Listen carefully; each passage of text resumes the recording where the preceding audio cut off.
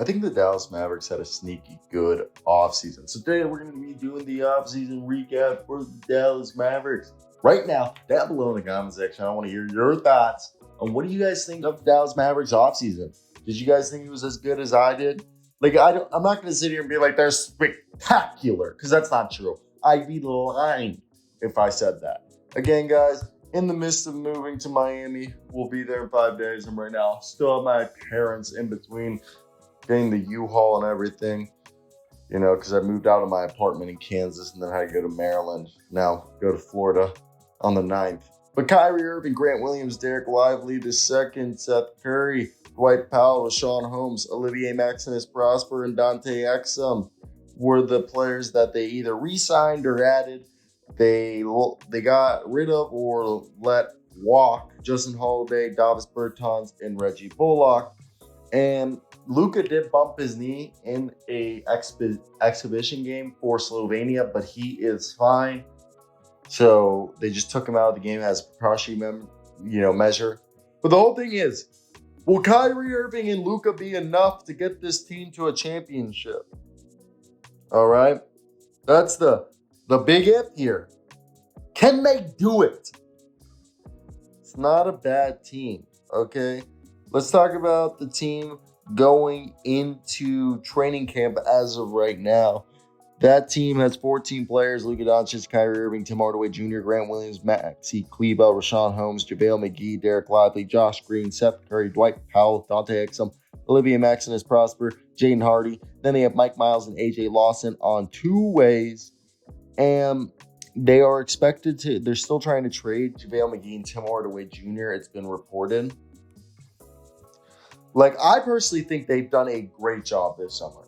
They brought in depth.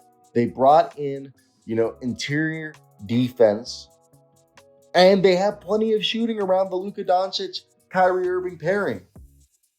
Dončić, first off, I feel like he needs to try a bit harder on defense. But as long as he comes in shape, which hopefully FIBA World Cup does, then this team should be good. With Kyrie also just needing to be available. Because the best ability is durability.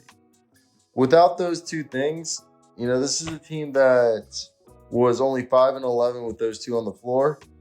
But when they were on the floor, it was historic level offense. And I think the depth solves part of, the problem here.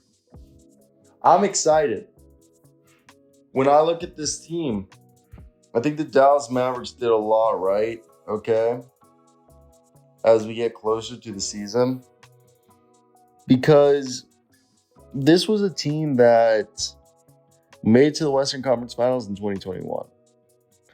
And they finished last year with an 11th place finish. And yeah, Jason Kidd lost a bunch of his assistant coaches. Now they've refortified the coaching staff. Dončić hopefully wins an MVP. But we know Dončić and Kyrie is going to be the starting backcourt. Then we assume, Jaden Hardy is going to be back there with a mix of Seth Curry and Dante Exum. Seth Curry isn't going to be particularly effective in terms of defense, but he's an undersized 2-guard who's going to shoot a lot of threes. And then Dante Exum, he's this tantalizing perimeter defender who's shot quite well in EuroLeague the past few years. So he's kind of this reformed spot-up shooter with defensive potential. Well, then you got, we all know what Kyrie and Luka bring, but Jaden Hardy is going to be a guy that we're going to see if he can embrace that passing and off-ball movement and become this good player off the bench, and similar things to what we said about Seth Curry and Dante Exum. Now, we assume that Josh Green is going to be the starter, and that's because he's a tremendous wing defender. He shot 40% from deep last year, and he fits the athletic 3-and-D billing that Dallas needs at the wing. So for me, I think that's going to be right there with Tim Hardaway Jr. I guess if he stays on the team, he's in decline, but he averaged 14.5 points on 40% last year, 38 from 3. So he started 45 out of 71 and took a career high, almost 8 threes a night. I personally think Grant Williams is going to be the starting power forward. He signed that 4-year, $54 million deal, and he's a great player on both ends of the court. Defensively, he's got, the razor sharp instincts. And yeah, he's not elite on the ball, but he's a great team defender, fundamentally sound, and brings high energy. And offensively, he's one of the best spot up shooters, and he's an underrated passer. So he's going to be that connector with Maxi Kleber backing him up, who Maxi Kleber is awesome. I love him. That 6'10", 245-pound tweener between the 4 and the 5. We assume they're probably going to start Dwight Powell. Dwight Powell's the most interesting player. He's strong as hell and physical at 6'10". He's not great at anything. He's kind of like, jack of all trades, master of none, with probably Rashawn Holmes and Derek Lively. He's going to be a rim protector and a lob threat. And then Rashawn Holmes is he's kind of a mixed bag on defense.